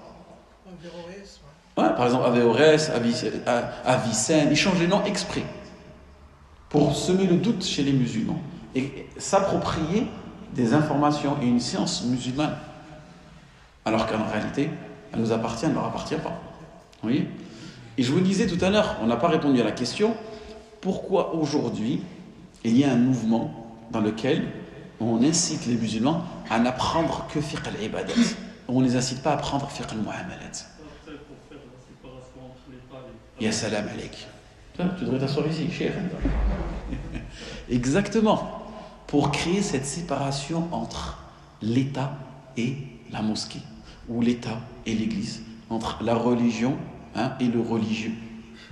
Il veut que vous soyez juste des religieux. C'est-à-dire que ta religion, tu la pratiques à la mosquée. Ça, il n'y a pas de mal. Mais pour que tu agisses à l'extérieur de la mosquée, avec un comportement musulman, avec des codes musulmans, avec des interactions musulmanes, ça, ils ne veulent pas. Étant donné qu'ils ne veulent pas, ils ont trouvé un moyen comment aujourd'hui que cet enseignement-là ne soit pas propagé. Oui? Et que toutes ces mu'amalas que nous avons aujourd'hui, que ce soit l'héritage, que ce soit le mariage, que ce soit le commerce, que ce soit les dépenses, comment s'occuper, la plupart d'entre nous, on les ignore. La plupart d'entre nous, on les ignore. La plupart d'entre nous, on ne savait même pas qu'ils existaient. On ne savait même pas que ça existait. Pourquoi? Parce qu'en réalité, toi, à chaque fois que tu agis dans cette société, tu n'agis pas selon un référentiel musulman, mais tu agis selon un référentiel occidental. Tu te maries comme un occidental, tu vends comme un occidental, tu loues comme un occidental, tu achètes comme un occidental, tu t'occupes de tes animaux comme un occidental. Par exemple, aujourd'hui, le fait d'avoir des animaux aujourd'hui, d'avoir des chats, le castrer, est-ce que vous pensez castrer un chat, le mettre dans un appartement, c'est islamique? Vous pensez que c'est religieux? Allah, les chats, il les a créés pour qu'ils soient dans des appartements castrés. Combien de musulmans aujourd'hui ils ont des chats? Hein? Les frères qui ne se marient pas. La plupart d'entre eux ils ont des chats. Ça les aide à rester célibataires. Hein? Ouais, ils prennent des chats. Comme ça, des affections comme ça, ils restent célibataires encore plus longtemps. Mais il y a plein de frères, je dis, t'as 40 ans, t'es pas marié et tout. Je parle avec lui, t'es pas marié. Après, je parle avec lui, je fais, t'as un chat, il me dit, j'en ai 2. Je dis, c'est bon, toi, voilà, tu vas pas te marier, ça, c'est sûr, tu vas pas te marier, 2 chats. T'es 2 encore, t'as le droit à 4. Grave. Ça, elle est pas mal, je vais lui dire, voilà, je vais l'appeler. Je vais lui dire, tu sais que tu peux encore ajouter 4 chats. Aïe, aïe, aïe.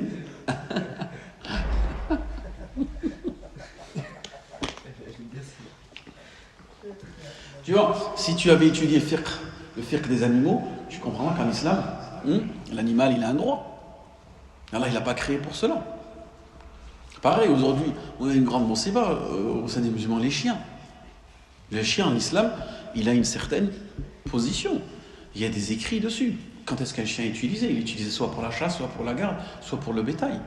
Le chien ne rentre pas à la maison. Le chien, on n'en fait pas un animal de compagnie en islam. Ça n'existe pas, ça. Même en France, le chien, il était détestable jusqu'à peu près 1910-1930. Quand tu parlais du chien, pour dire l'islam, il a valorisé le chien bien avant les autres religions et les autres civilisations. Le chien, chez nous, en islam, il avait déjà une valeur, mais une valeur spécifique. Alors que dans la société dans laquelle on est aujourd'hui, il y a 50, 70 ans en arrière, le chien était vu comme un animal méprisable, un animal qui ramène la rage, un animal qu'on doit abattre, un animal dont on doit se débarrasser. Mais ils sont passés d'un extrême à un autre extrême. Aujourd'hui, le chien, il peut toucher de ton héritage. Aujourd'hui, tu peux même te marier avec ton animal de compagnie. Regardez, on en a fait un animal de compagnie. Et tellement on en a fait un animal de compagnie, on en a fait une compagne ou un compagnon. Une expression qui dit plus tu me parles, plus j'aime mon chien. Oui, exactement. Il y a des personnes, maintenant ça arrive chez les musulmans. Tu vas pour te marier avec une sœur, dans la muqabala, elle te dit j'ai un chat ou j'ai un chien, est-ce que tu acceptes? C'est une condition. Aujourd'hui, dans le mariage, c'est une condition. J'ai un chien, est-ce que tu acceptes ou pas? Je ne peux pas me dépasser. Moi, mon chien, ça fait 6 ans, 7 ans que je l'ai, je ne peux pas me séparer de lui. Tout ça, ils ont pris ça des Occidentaux. Alors que les musulmans n'étaient pas comme ça. Tu vois ce que je veux dire? Et aujourd'hui, on voit. Moi, je me rappelle, il y a 10 ans, tu allais au bled, quand tu allais chez le hanout. Jamais tu voyais des croquettes. Ça, là. Tu voyais pas on appelle ça des trucs sheba, là, des pâtés. Et là, maintenant, tu vas au hanout, c'est rempli de pâtés. Je lui ai demandé, je lui ai dit, qu'est-ce qui se passe au bled? Ça, il vous demandait. Oula, il m'a dit, ça rapporte. Il m'a dit, ça rapporte motloub. Il m'a dit, c'est motloub, ça marche. Regarde, ça marche. Oula, il m'a dit, ça marche, les chats. Ils vendent ça en ce moment. Motloub. Non, mais il n'y a plus de souris, c'est pour ça. Mais pour vous dire, regardez comment on a changé. Avant, il fallait. Et après, ne vous étonnez pas, pourquoi aujourd'hui on ne veut pas plus d'enfants? Parce que cet amour qu'on devait porter pour les enfants, cet intérêt qu'on doit porter pour les enfants, ce temps qu'on doit porter pour les enfants, on le porte pour qui? Pour les animaux. C'est tout à fait logique. La tattabi'una as-salam min qablikum. Et vous allez voir, dans pas longtemps, même peut-être vous le voyez déjà, vous allez voir vos papas, vos mamans, qui vont finir avec un chien, un chat. Si le père il meurt ou s'il se sépare, tu vas voir Hajja, elle va être toute seule, elle va avoir un chat, elle va avoir un chien, et elle va finir comme eux. Ils vont plus se marier. Oui. Vous avez plein de personnes, là, des personnes âgées, généralement finissent avec quoi? Avec des animaux. Soit un chien, soit un chat. Ben là, vous allez voir, dans pas longtemps, peut-être dans 20-30 ans, si ça n'existe pas déjà, des musulmans qui vont finir tout simplement avec des animaux de compagnie et qui ne supportera plus de voir ses enfants. Hein? Moi, j'avais un voisin, mon musulman, il me disait comme ça. Il me disait, oh, c'est bon, mes enfants, tu vois, donc, j'ai mon chien, moi on s'entend très bien, moi et lui, moi il ne me prend pas la tête, et ainsi de suite. Et tu vas les voir, ils sont là, ils courent après leurs chiens, ils courent après leurs animaux, ils vont leur donner à manger, ils les prennent, et ils les ramènent chez les coiffeurs, ils leur font ceci, nanana, ils sont. Il est vétérinaire, il a CMU, il a ceci, il a cela. Tout ça, tout cet effort. Qu'est-ce qui t'a ramené, mon frère, à mettre cet effort dans un animal? Alors qu'Allah subhanahu wa ta'ala, cet animal, il a créé libre. Il a créé avec son rizq dehors. Toi, tu le menaces de son rizq et tu lui imposes ton rizq à toi. Et en plus, l'animal, il vit en vérité dans sa contre-nature. Il n'est pas épanoui, enfermé dans un appartement à manger des croquettes. Et castré en plus. Le meilleur des plaisirs, on lui a enlevé. T'aimerais mettre ton coin de castre? Hein? T'aimerais bien te castrer. Pourquoi tu le fais aux autres? Donc, c'est là, quand tu étudies le fiqh islamique, le fiqh al-hayawanat, tu comprends qu'en réalité, quand tu enseignes ça à ton fils, hein, quand tu enseignes ça à ton fils, qu'est-ce qui se passe? Ben, il n'a pas cet attachement aux animaux. Il sait que l'animal, c'est un animal d'utilité. En islam, l'animal, c'est un animal d'utilité. Dire si j'ai un chien, c'est pour monter la garde, c'est pour faire ceci, pour faire cela. C'est pas pour en avoir un compagnie, le mettre au lit, le faire dormir avec nous, et je sors le chien. Il y a un verset sur Voilà, Smahli, il y a déjà, tu fais quoi frère? Je sors le chien. Et Salat Isha, tu sors pas pour Salat Isha? Moi, je trouve, franchement, entre nous, je trouve que c'est une humiliation. Une humiliation de te réveiller à 6h, 7h du matin pour sortir ton chien qu'il aille faire ses besoins. Et le sortir à 7h, 8h du soir pour qu'il aille faire ses besoins. Ouais. Mais je trouve que c'est une humiliation. Tu fais quoi? Je vais sortir le chien. Y'a rien. T'as rien trouvé d'autre à faire. En vérité, c'est un truc que tu ajoutes. Taklif. Et, subhanallah, il va pas à la mosquée. Exactement. Pour lui, ça y est, le chien. Et c'est là où, sans que vous vous rendez compte, il y a un verset qui dit que les animaux sont d'une utilité pour l'homme, mais non au contraire. Il y a un verset coranique qui dit que les animaux sont créés pour l'utilité pour l'homme.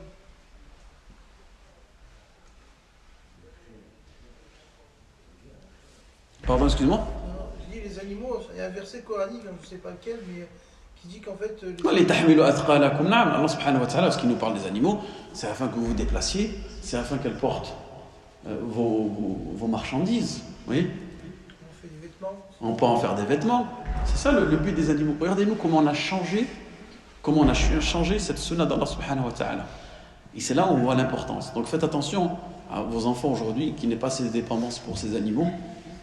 Alaykoum salam wa rahmatullahi wa barakatuh. Parce que tout simplement, ils risquent de grandir eux aussi avec cette mentalité-là. Et si tu vois que ton fils ne veut pas se marier, tu comprends que tout simplement, il a un chat, ou il a je ne sais pas quoi. Et on a pas un problème aussi parce qu'ici on écoute, on essaie de changer dans le monde occidental. On se dit, bah, le monde oriental, le Maroc, l'Algérie, la Tunisie, etc., s'occidentalise aussi à une vitesse phénoménale. Hein. Exactement. Et on va se retrouver, entre guillemets, comme dans un étau. On va se dire, chez nous, c'est pareil qu'en France, en fait. Pour ça, je dis certains frères, où est-ce qu'on devrait vivre, nous? Dans la Méditerranée, en plein milieu de la mer. La haoula ou la haoula, on est au milieu de la mer. Parce que maintenant, malheureusement, même si tu vas au bled, tu vois des comportements occidentaux. Des croquettes, par exemple. Ouais, voilà, exactement. Mais après, c'est là où on comprend, il y a un juste milieu, et on comprend aujourd'hui qu'on vit dans une société qui s'appelle une société mondialisée. C'est-à-dire que les frontières aujourd'hui, elles ont été plus ou moins, elles ont été ouvertes, et il n'y a plus réellement de frontières aujourd'hui. Parce qu'à l'époque, tu avais vraiment une frontière. Exactement. Avant, tu ne pouvais pas rentrer une information dans un pays que si seulement l'information, tu l'avais dans ta poche. Ou si tu avais un livre. Aujourd'hui, l'information, tu peux l'envoyer à travers un mail. Tu peux l'envoyer à travers un courrier. Et encore mieux que ça, tu peux l'envoyer à travers un réseau social. Oui. Nous, on ne s'imagine pas. On ne mesure pas, on va dire, l'importance de ces réseaux sociaux. Mais il y a 50 ans, 60 ans en arrière, c'était impossible, c'était inconcevable. Que tu sois au Maroc, que tu fasses un live, que des personnes ils sont en Suède et ils te suivent à 50 000, 10 000, 1 million de personnes. C'était quelque chose qui était inconcevable. Voyez. Donc là, il faut prendre en considération on vit dans une seule bulle. Et c'est là où en réalité on doit doubler les efforts. Et on doit faire attention, on doit filtrer de plus en plus les informations. Dans les mu'amalat, comment ça se passe à ce moment-là? Parce que les gens sont complètement absorbés, on va dire, dans cette mondialisation. Exactement. Mais c'est pour cela qu'il est vraiment, vraiment important de revenir vers cet enseignement des mu'amalat, les interactions. Parce qu'aujourd'hui, on ne va pas se mentir, quel est notre plus grand problème aujourd'hui? Entre musulmans, c'est quoi? C'est les ibadat ou les mu'amalat? Mu'amalat. Pourquoi on a un grand problème dans les mu'amalat entre nous? Parce qu'elles ne sont pas enseignées. Vous savez, vous avez trouvé le problème? Pas l'importance pas leur importance. Exactement. Et aujourd'hui, j'ai des problèmes de comportement avec les musulmans. Regarde les musulmans, comment ils se comportent. Regarde les musulmans. Mais même ce qui le musulman, on ne l'a pas enseigné comment se comporter. Il a un livre spécifique dans le droit, dans la sunna, dans le fiqh, qui s'appelle les mu'amalat, les interactions. C'est-à-dire Allah, son messager, il t'apprend comment interagir avec un musulman, avec un non-musulman, avec un chrétien, avec les gens du livre. Regardez le fiqh, comment il est spécifique. Il t'apprend à interagir avec un musulman, il t'apprend à interagir avec un non-musulman, il t'apprend à interagir avec les gens du livre, il t'apprend à interagir avec les zoroastriens. Tout ça, c'est dans le fiqh. Il t'apprend à interagir avec les animaux, il t'apprend à interagir avec différents types de personnes de la société. Les personnes âgées, les personnes pas âgées, les personnes qui sont en ménopause, les personnes qui sont célibataires, tout ça c'est dans le fiqh. Et nous, vu qu'on n'étudie pas, on passe à côté de cela. On passe à côté de cela. Pareil, il y a un fiqh, il t'apprend le fiqh de la route. Le droit de la route en islam. La route, elle a un droit en islam. Tu ne peux pas uriner n'importe où dans une rue en islam. Par exemple, les endroits d'ombre, en islam, c'est interdit d'uriner. Pourquoi? Parce que les endroits d'ombre, c'est les gens où généralement ils viennent se reposer. Donc en islam, la route, elle a un droit. Pourquoi nous, regardez, on a un problème souvent avec le parking, ça, que ce soit dans cette mosquée ou dans l'autre mosquée. Très bien, si on leur donnait un cours, on enseignait aux gens le droit de la route. Et chaque année, on enseigne correctement cela. Parce qu'après, il y a enseigner. Mais les gens, si tu leur enseignes ça, et tu leur ramènes les hadiths du messager sallallahu alayhi wa sallam, que la personne qui ne respecte pas le code de la route, pas la route française, la route islamique, c'est-à-dire qu'il t'est autorisé de la maudire. Il t'est autorisé de la maudire. Et moi j'avais vécu une petite expérience où il y avait un frère, il était venu assister à un des doros, et il avait posé sa voiture. Il avait posé sa voiture juste vers l'entrée de la mosquée et il bouchait notre frère. Qu'est-ce qu'il s'est dit lui? Il dit, moi je vais venir assister au dars, et lui qui a garé sa voiture ici, j'en suis sûr, lui aussi c'est un étudiant comme moi, il est venu assister au dars. Donc il a mis sa voiture derrière lui. Il est là devant le shir, il va prendre son dars, il écoute son dars tranquillement, il n'y a pas de mal. Quand il sort, il y a une personne qui est en train de la maudire devant tout le monde. Allah ilanik, il la maudit tout le monde. Il la maudit devant tout le monde. Pourquoi? Parce que tout simplement, il n'a pas respecté le droit de la route et il lui a bouché sa voiture et lui il devait partir à l'hôpital. Lui c'était juste un fidèle qui venait prier, il devait partir à l'hôpital. Il s'est retrouvé bloqué par ce frère. Et ce frère-là, il était en train de le maudire devant tout le monde. Et il disait tout simplement, tu le mérites, t'as. Vous voyez? Et tout ça c'était basé sur quoi? Sur la passion? C'était basé sur quoi? Sur la parole prophétique, sur l'enseignement du messager sallallahu alayhi wa sallam. Vous voyez? Et c'est ces choses-là aujourd'hui qu'on a réellement aussi besoin d'apprendre. Faire l'ibadat, c'est important. Pareil, on va pas venir dans la mosquée sans savoir comment accomplir la tahara et la salat. Mais aussi, il est important de savoir comment se comporter, interagir entre nous et avec des personnes. Fadal.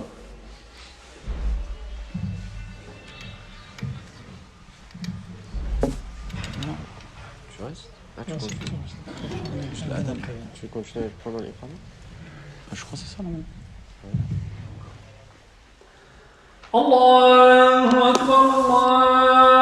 C'est durant le mois de Shawwal. Donc on avait vu cet événement important qui était le fait que le messager sallallahu alayhi wa sallam s'était marié et avait épousé, avait consommé son mariage avec Aïcha radiyallahu anha. Et le messager sallallahu alayhi wa sallam, il a aussi épousé une deuxième personne durant le mois de Shawwal. Qui était-il, cette personne-là? Qui était-elle, pardon? Parce qu'on a dit que le mois de Shawwal, c'est le mois du mariage. Khadija, non. Si je vous dis tel influenceur, il est marié avec qui, l'autre c'est qui son épouse, hein, vous connaissez les épouses. Là, c'est celui, c'est Salama. Salama radiyallahu anha. Salama, elle était mariée à qui? À Abu Salama. Et lorsque Abu Salama est décédé, elle avait perdu espoir. Elle s'est dit, est-ce que je vais trouver meilleur que Abu Salama? Est-ce qu'il va y avoir une personne meilleure que Abu Salama? Et en réalité, elle avait appris de Abu Salama, de son époux, elle avait appris une invocation que le prophète sallallahu alayhi wa sallam avait enseignée à Abu Salama. Et lorsqu'elle a prononcé cette invocation-là, une invocation qui est très puissante, et je vous conseille de la mémoriser et de l'apprendre. Cette invocation-là, elle a tellement été puissante que Salama, lorsqu'elle a prononcé cette invocation-là, à votre avis, qui est venu toquer à sa porte pour la demander en mariage? Alors qu'elle a quel âge? Elle était âgée. C'est l'une des épouses qui était la plus âgée du prophète sallallahu alayhi wa sallam. Elle avait presque la soixantaine. Naam, pour lui amener la bonne nouvelle. Donc à ce moment-là, elle fait l'invocation. Qui vient toquer à la porte pour lui demander sa main? Le messager sallallahu alayhi wa sallam. Très bien, maintenant vous allez me dire, mais quelle est cette invocation? Quel est ce secret? Qui la connaît cette invocation qu'elle a prononcée lorsque son mari est décédé? Et cette invocation, en vérité, elle est tellement puissante parce qu'à chaque fois que tu es touché par un malheur, à chaque fois que tu te retrouves dans une situation difficile, au lieu de t'énerver, au lieu de penser, mais pourquoi, et pourquoi pas moi, et ainsi de suite, toi tous ouest, et si j'avais, ainsi de suite, tu apprends à prononcer cette invocation et tu verras que, Allah subhanahu wa ta'ala, il met la rahma dans ton cœur à ce moment-là, et il te donne bien meilleur de ce que tu pensais. Quelle était cette invocation? Allahumma ajirni fi musibati wa akhlufni khayran minha. Donc apprenez-la par cœur. Allahumma ajirni fi musibati wa akhlufni khayran minha. N'hésitez pas à l'apprendre. En français, ça donne quoi? Oh Allah, récompense-moi pour mon malheur. Et oui, toi tu es en train de vivre un malheur. Ça se répète, tu n'as pas touché une récompense. Ça, halala. Combien de malheurs vous avez vécu et vous avez oublié de prendre votre récompense? Et vous savez, ce qui est mentionné aussi, je ne sais plus c'est quel savant qui avait mentionné ça, il te dit que Yawm al-Qiyamah, ce qui te permettra d'augmenter ta balance, ce n'est pas les actions que tu as accomplies, mais c'est tous ces moments de difficulté et de tristesse que tu as vécu dans ta vie. C'est-à-dire que nous, tous ces moments de difficulté et de tristesse qu'on vit dans notre vie, nous, on les prend comme quelque chose de négatif. En vérité, Allah subhanahu wa ta'ala, il te les confie, il te les garde pour que Yawm al-Qiyamah, si tu te retrouves sans hasanat, ou tu n'as pas tellement accompli de hasanat, elles viennent compenser ces actions-là. Et certaines personnes, tellement elles n'ont pas accompli de bonnes actions, mais tellement elles ont souffert dans cette vie, ce sont tout simplement ces actions-là qui viennent tout simplement rééquilibrer la balance. Donc ça, il faut le conscientiser. Tout ce que tu vis de difficulté, tout ce que tu vis de difficile, Allah subhanahu wa ta'ala ne te le perdra pas. Et c'est pour ça qu'il est important de prononcer cette invocation. Oh Allah, récompense-moi pour mon malheur. C'est pas pour le malheur, de façon générale. Pour mon malheur. Donc ce malheur, déjà, tu te l'es attribué. Tu ne l'as pas attribué à Allah subhanahu wa ta'ala. C'est important. Parce que nous, généralement, le malheur, notre nefs, c'est pas de ma faute. C'est pas moi. C'est quelqu'un d'autre. Et parfois, ça va même plus loin. Tu dis que c'est Allah qui me l'a... Hein? Allah, il me veut mon malheur. Allah, il me veut du mal. Non. C'est là où tu arrives à conscientiser. Oh Allah, récompense-moi pour mon malheur. D'accord? Et remplace-le-moi par ce qui est meilleur. Et regardez comment elle est puissante cette invocation. Tu demandes une récompense et tu demandes qu'il te remplace. C'est pas puissant? Ça, tu peux étudier à la Sorbonne, tu peux étudier tous les courants philosophiques, tu peux étudier tous les livres de littérature, tu ne trouveras jamais une invocation de ce style-là, avec cette juxtaposition des deux phrases. Oh Allah, récompense-moi pour mon malheur et, on a dit quoi? Remplace-moi-le par ce qu'il y a de meilleur. Est-ce que de base, Allah il récompense pour un malheur sans la dua? Est-ce que la dua, ça augmente la récompense? C'est très bonne question. Ce qu'il faut comprendre avec Barak Fikoum, c'est que la récompense auprès d'Allah subhanahu wa ta'ala, elle est infinie. On ne peut pas la mesurer. Mais plus tu conscientises ton acte, et plus tu as de récompenses. Et c'est ça qui fait la différence du musulman. Qu'est-ce qui fait la différence entre toi et moi? C'est comment est-ce qu'on est capable de conscientiser chacun de nos actes. Et plus tu arrives à le conscientiser, plus tu arrives à mettre de la détermination, de l'intention, de la motivation, et tu l'accompagnes avec une belle patience, avec un bon comportement, et plus, en réalité, tu as de la récompense. Et aussi, plus tu as de valeur auprès d'Allah subhanahu wa ta'ala. Et c'est là où il faut comprendre une mas'ala, le fait de multiplier la récompense et le fait de multiplier la valeur. C'est-à-dire, moi, si je suis une personne pauvre, je donne 10 euros à un orphelin, et une personne, elle est riche, elle donne 10 euros à un orphelin, quelle sadaqa aura plus de valeur auprès d'Allah subhanahu wa ta'ala? Celle du pauvre ou celle du riche? Celle du pauvre. Pourtant, elles sont multipliées de la même chose ou pas? Oui, la multiplication, comme l'a dit Allah subhanahu wa ta'ala, c'est-à-dire Allah subhanahu wa ta'ala multiplie par 10. Déjà quand tu as donné 10 euros, systématiquement, ça passe à 100 euros. Que tu sois pauvre ou riche. Mais ensuite, la valeur auprès d'Allah subhanahu wa ta'ala, la valeur de cette sadaqa. Hein? On ne peut pas savoir en vrai. Ah bien sûr, on ne sait pas, ça fait partie du rythme, mais ça c'est des indicateurs. En réalité, c'est pour te motiver, pour te dire qu'en réalité, auprès d'Allah subhanahu wa ta'ala, il n'y a rien qui est perdu. C'est pour te dire qu'en réalité, tout ce que tu investis auprès d'Allah, pour Allah subhanahu wa ta'ala, c'est le réel investissement. Et la sunna, elle est basée sur ça, sur le targhib et le tarhib. Comment est-ce qu'on va vous exhorter à venir à la mosquée? Comment est-ce qu'on va vous exhorter à accomplir telle et telle action?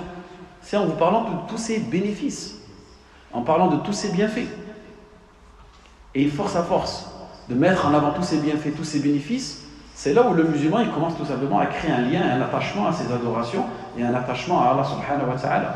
Et qu'il recherche tout simplement un intérêt ici, et l'intérêt ici, il est divin, l'intérêt ici, il est, on va dire, religieux, il est spirituel. Parce que nous, on a tous des intérêts mondains, ça, là. Il faut aussi que tu aies un intérêt spirituel. Al-yuma maslaha diniya. Et ça, c'est ce que nous avons, la plupart d'entre nous, tous négligé. On recherche tous un intérêt mondain. Mais il est où ton intérêt spirituel?